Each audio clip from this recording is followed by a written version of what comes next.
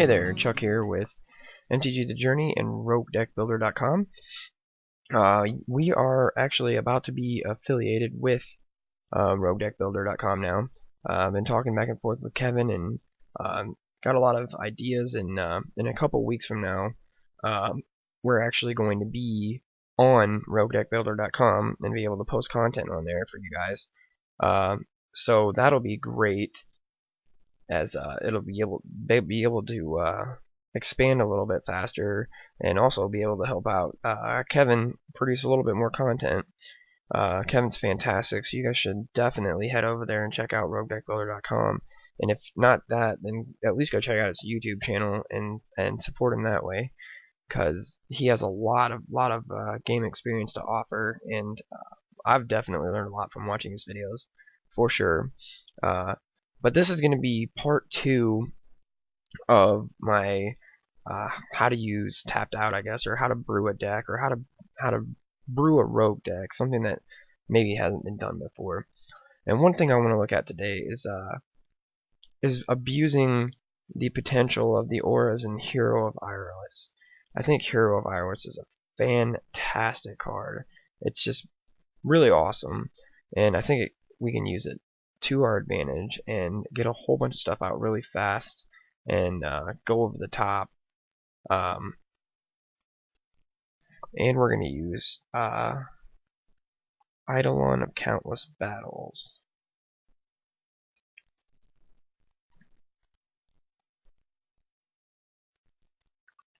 And those are going to be the 2 cards that I want to really brew around and maximize their potential.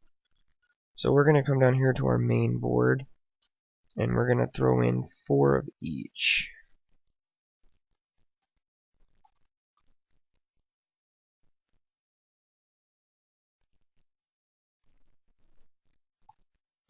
For Eidolon of Countless Battles.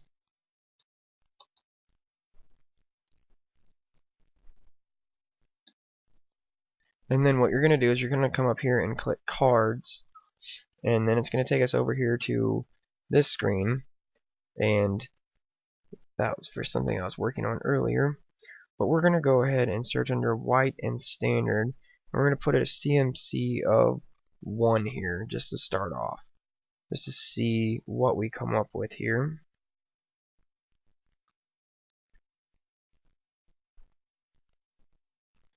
Alright, so it's going to give us a breakdown of every card that's white and has 1 casting cost. So we have stuff like Brave the Elements, Boros Elite, and Ethereal Armor here is definitely going to make the cut. This is definitely going to go in the deck because we want to build enchantments and we want to target what we already have out there. So this is going to work really well. We're just going to copy it. We're going to come over here and we're going to go ahead and drop this one straight in here because I know I'm going to use this card. So we have Ethereal Armor in there. And God's Willing is another one that we're probably going to end up using. I'm not sure yet. So we'll go ahead and copy that. And we'll go ahead and for sure at least throw it in the sideboard and see what we want to do with that. Now, we're going to come down and look at this one, Hopeful Eidolon. Now, we have to look at this from Hero of Iroas standpoint. If we want to bestow this guy, he's going to only cost 2 and 1 white to bestow him on something, and it gives him lifelink, and the creature's going to get +1/+1. Well, if we target a Hero of Iroas, he's going to get +2/+2 because he automatically gets a bump up from that. And our Eidolon of Countless Battles counts enchantments and creatures on the battlefield and gets +1/+1 for each one of them. So this is going to get counted for that as well. And if you want to cast it by itself, it's just a 1 casting cost creature. So either way we look at it, I think Hopeful Eidolon is going to be one that we want to have in here. Because remember, we want to have the lowest casting cost stuff possible, so that we can get as much of it on the field as possible to count for Eidolon of Countless Battles. Let's go through here and look. Favored Hoplite's another one I think is going to make the cut. just because of the fact that it has the ability to prevent damage for itself. And we have enough stuff that we can cast on it and bestow on it that we can definitely get this guy big. And he's got a big butt too. He's got this 1-2, so I think he's definitely going to make the cut as well. This 1 casting cost. It's going to be hard for people to stop the speed if we go all out small guys here. Now, Judge is familiar. I don't know if he's going to make the cut or not. Dried Mountain's a 2-1. So we'll look at that. I don't know whether that's going to make it yet or not. Whether I really like that or not. This Mortal Ardor I don't think is good enough to play.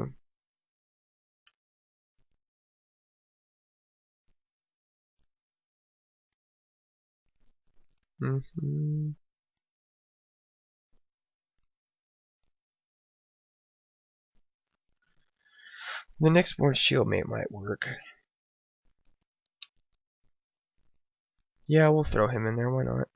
We'll throw him in there as a 3 of.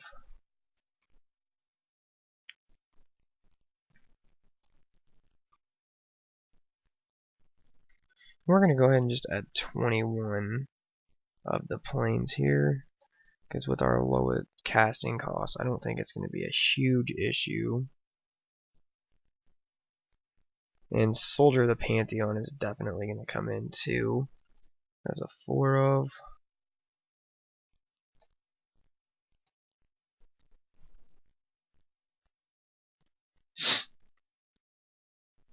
And I actually kind of like this Glimpse of the Sun God in the sideboard, because it gives us a chance to tap down their creatures and just swing in like crazy if we have a lot of leftover mana. So I think we're going to go ahead and add 2 of those to our sideboard here.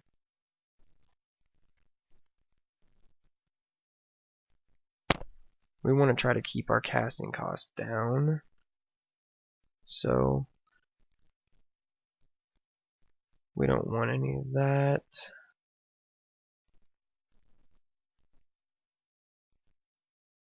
And this Guildscorn ward I think has got a little bit of potential too, giving everything or giving a creature protection from multicolored for a turn, and it also targets. So let's go ahead and add 2 of those to the sideboard as well.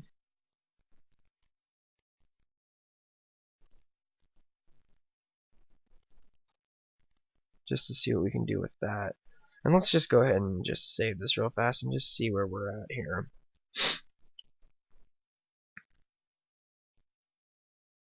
So far we have 23 creatures. We have 4 ethereal armors here. And we are definitely going to want some more enchantments to bestow here. So right now we're sitting at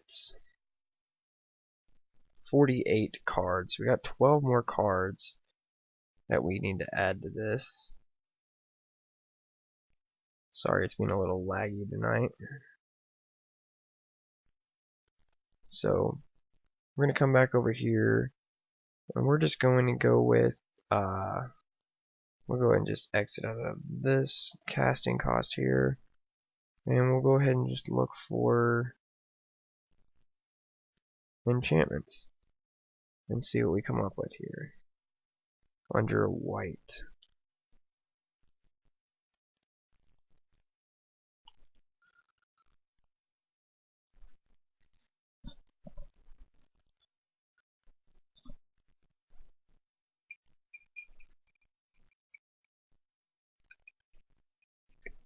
Sorry, I had to take a drink there.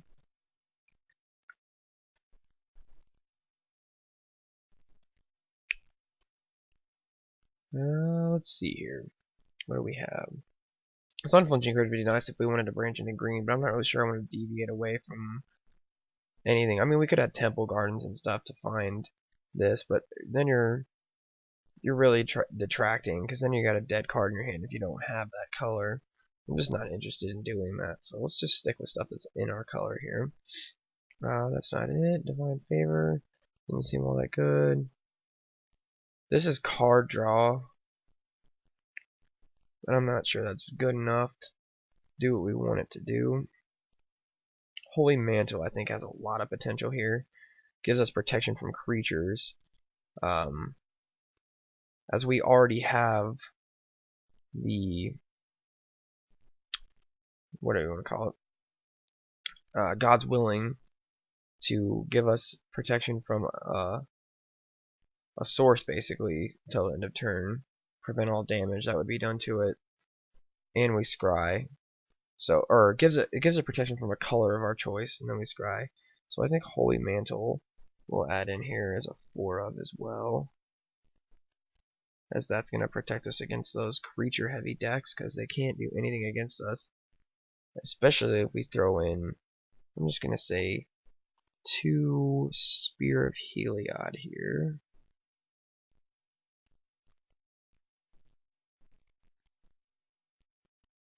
Or maybe I want to add in Heliod himself, as it gives all my creatures vigilance.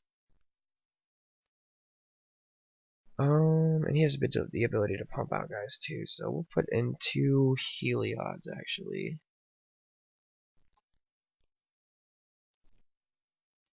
I think the spear just buffs, but this is actually going to add for ethereal armor too, and it's also going to add for Eidolon of Countless Battles as an enchantment. So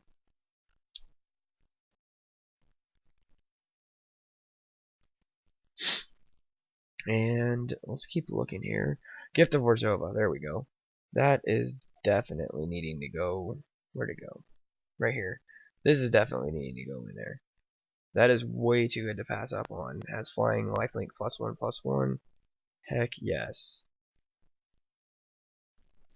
So we're going to add in 4 times Gift of Orzhova here. And we'll save this and see where we're at now.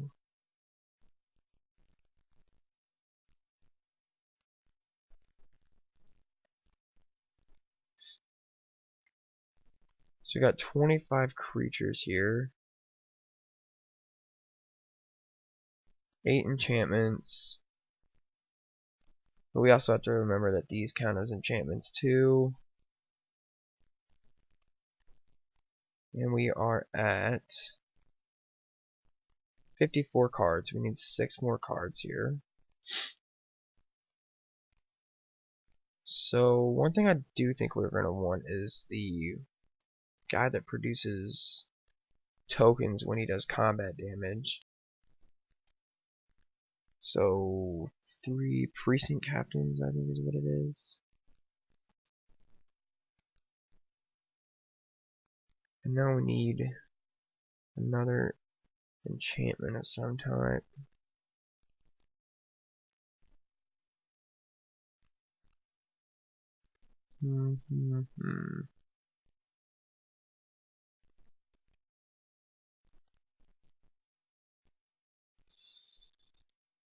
It doesn't target our guy though. But Soul Tithe is a good one to put in our sideboard for sure. Let's put in 3 Soul Tithes in our sideboard. Which will fill out our sideboard here. And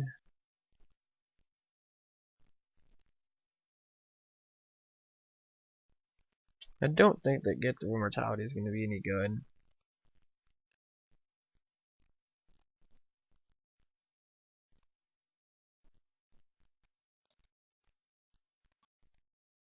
I'm wondering if there's not another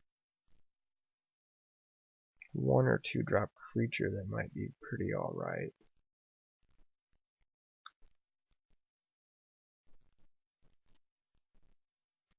Let's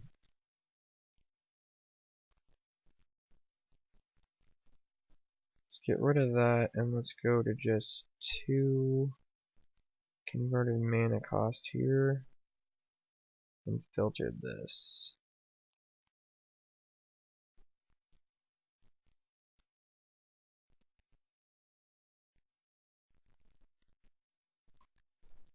This Vanguard of Brahmas has an interesting ability. Whenever we cast it, Put a 1/1 white cat soldier token onto the creature onto the battlefield. That has potential, I think.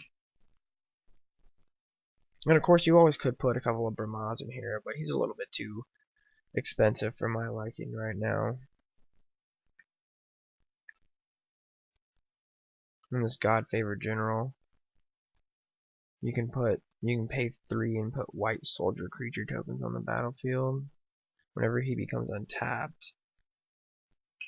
But what are the odds that you're going to be able to pull that off? Probably not very huge.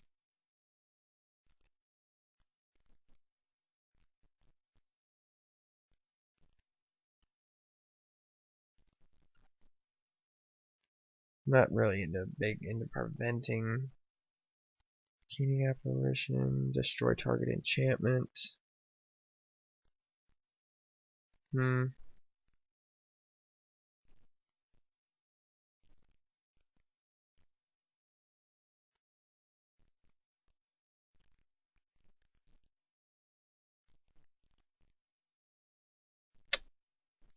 don't know here.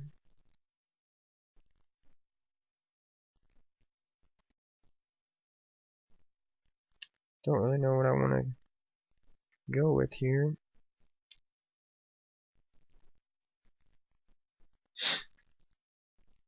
That adds a counter to each creature we control. That might not be that bad.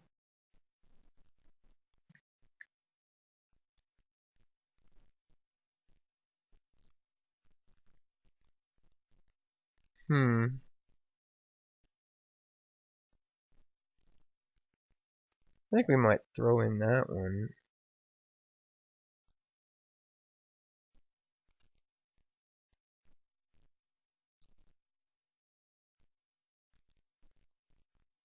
Not good enough. I think I kind of like Cavalry Pegasus. What's that new one though? The new flyer. Is he a 3-drop?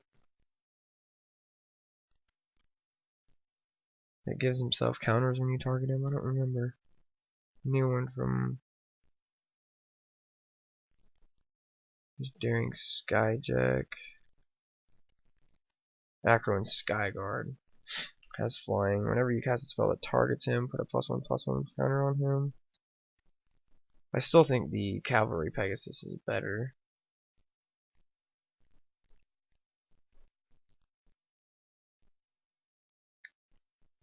I think I'm looking for more of a enchantment though. Shoot, that's not what I wanted to do.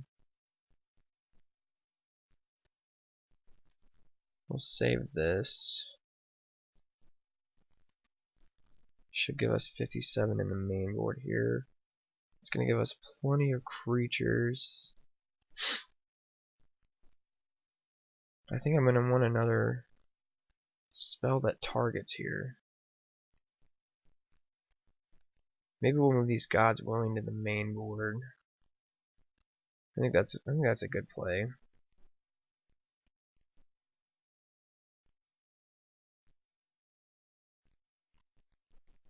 Add in the 3 Gods Willing here.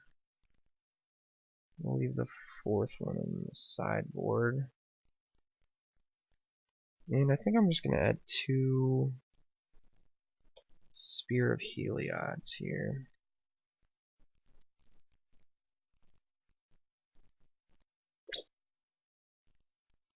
We'll save that.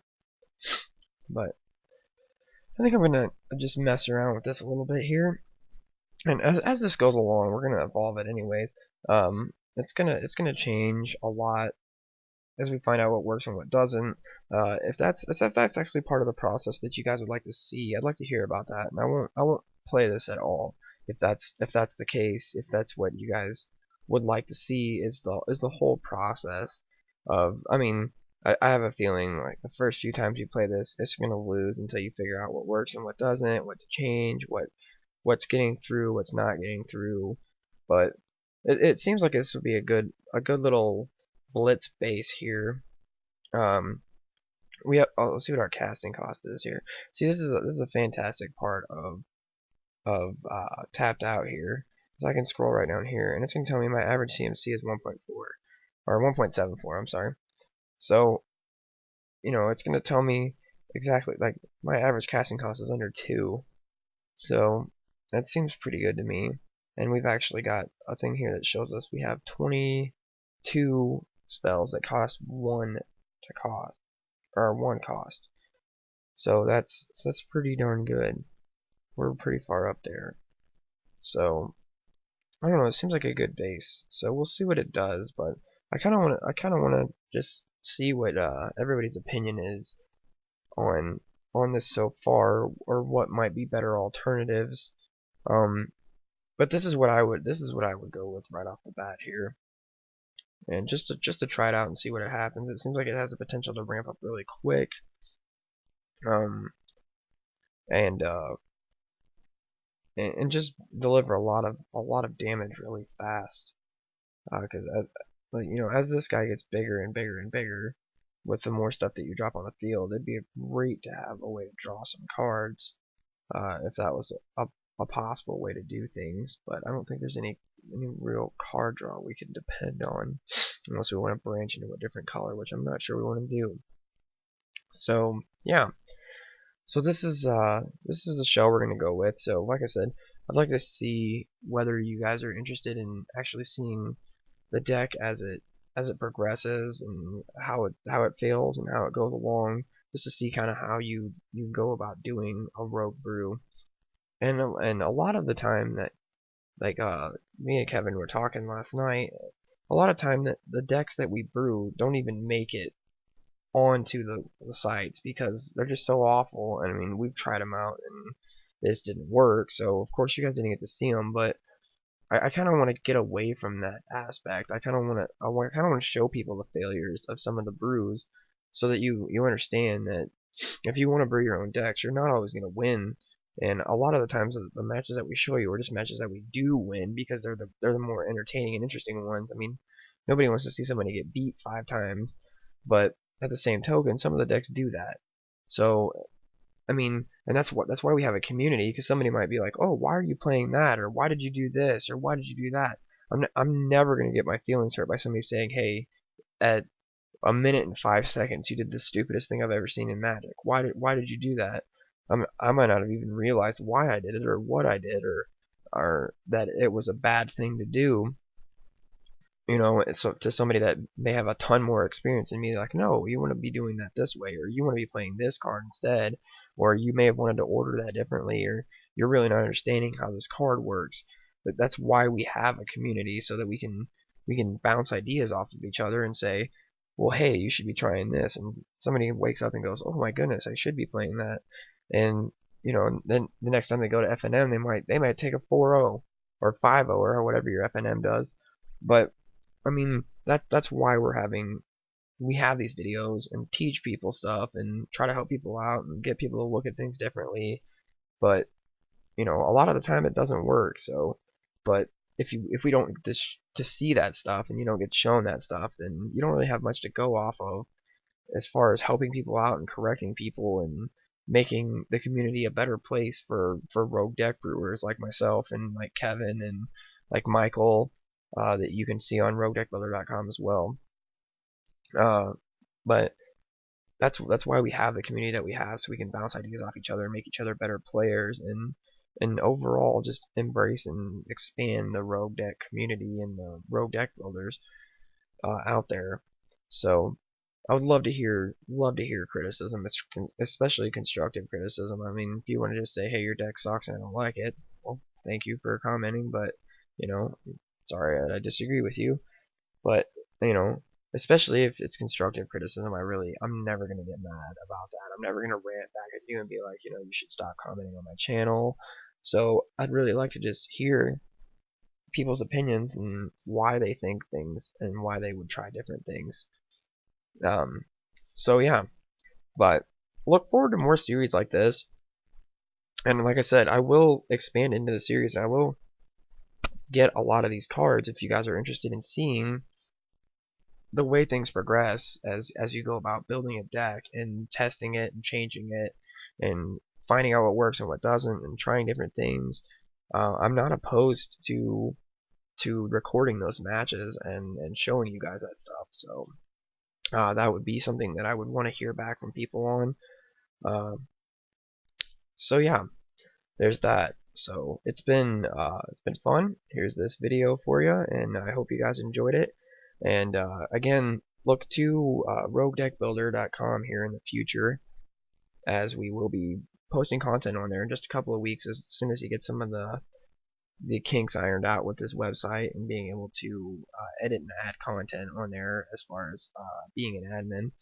So yeah, but we'll be on there in a couple weeks, and as I said before, please go check out his stuff. I mean, he's fantastic. He does a great job, presents his stuff well, and is just an all-around great guy to listen to and to watch play, and has some fantastic brewing ideas that I think people could benefit from. So, YouTube channel, his roguedeckbuilder.com.